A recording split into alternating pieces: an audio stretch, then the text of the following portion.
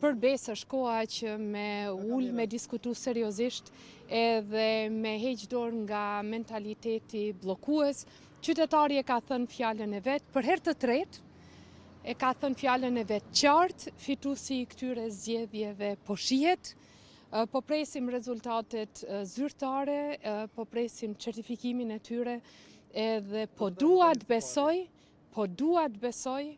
që ishte hera e fundit që shkojmë në zgjedhje të panevojshme dhe në fakt edhe jo racionale dhe jo të kuptueshme për qytetarët. Se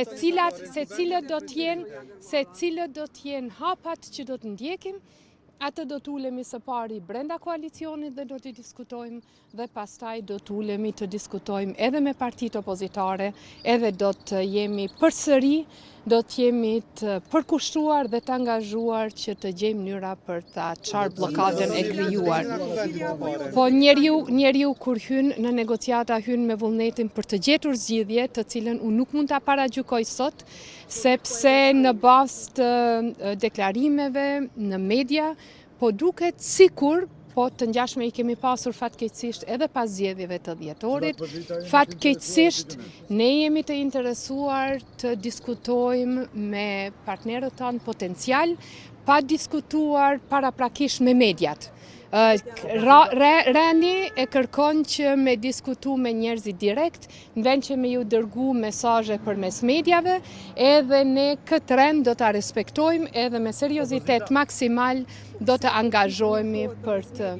Opozita e ka kurzu me projektin e gazit, a jeni të gatshëm me bërë projektin e gazit? Shikoni, opozita do të bënte mirë mos vendoste kushte, sepse vendosja e kushteve, kushtimet janë parakusht shumë i keq për fillim negociatash. Unë mendoj që qytetari i Republikës Kosovës, dhe ai është ai që vendos, nuk jam as unë, as opozita dhe as kusht tjetër, qytetari e ka thënë fjalën e vet dhe do duhej si politikan të përgjegjshëm të vendit tonë të ulemi dhe të diskutojmë se cilat janë rrugët më të mira dhe përsëri pasi të kemi diskutuar, natyrisht që do ta informojmë edhe publikun, por hapat e parë bëhen në fillim dhe hapat informues bëhen më tej.